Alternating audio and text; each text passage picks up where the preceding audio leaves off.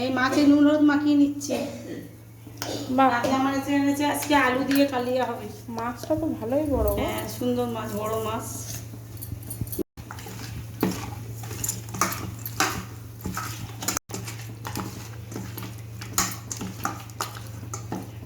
একটু পেঁয়াজ, কয়েক ক রসুন আর একটু আদা মিক্সিতে আমি পেস্ট করে নেব। তেলটা গরম আছে, এবার আমি মাছগুলো ছেড়ে দিচ্ছি একে একে।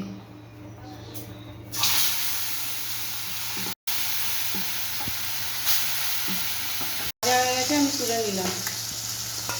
একটা লাল লাল করে ভেজে নিয়েছি, এবার তুলে নিলাম। আলুটা ভেজে দিচ্ছি। আলুটা আমি লাল লাল করে একটু ভেজে তুলে নেব। আলুটা একটু হালকা নুন দিয়ে দিচ্ছি।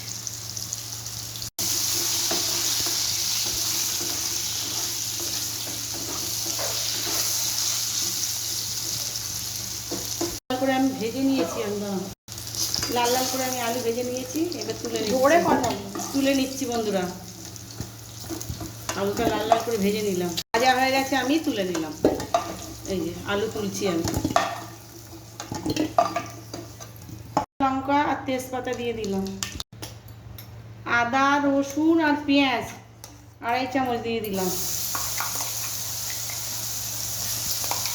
মশলা আগে দিলাম।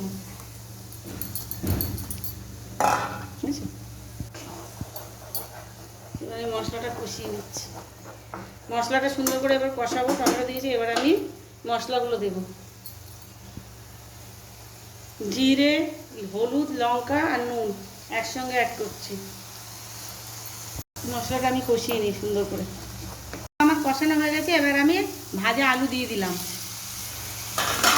দিয়ে এবার আমি নাড়িয়ে দেব। রেসিপিটা ভালো লাগলে লাইক কমেন্ট শেয়ার করতে ভুলবেন না। পাশে থাকুন, দেখার জন্য সাবস্ক্রাইব করবেন, পাশে থাকবেন। মশলা কষানো হয়ে গেছে, এবার জল দিয়ে দিলাম। ফুটে গেছে, এবার আমি মাছ দিয়ে দিলাম। কিছুক্ষণ ফুটিয়ে নেব, তারপরে আমি দেখাচ্ছি। গরম মশলা দিয়ে নামিয়ে দেব। কালিয়া আমার হয়ে গেছে, মাছের কালিয়া। এবার আমি গরম মশলা, বাটা মশলা দিলাম, বাটা গরম মশলা।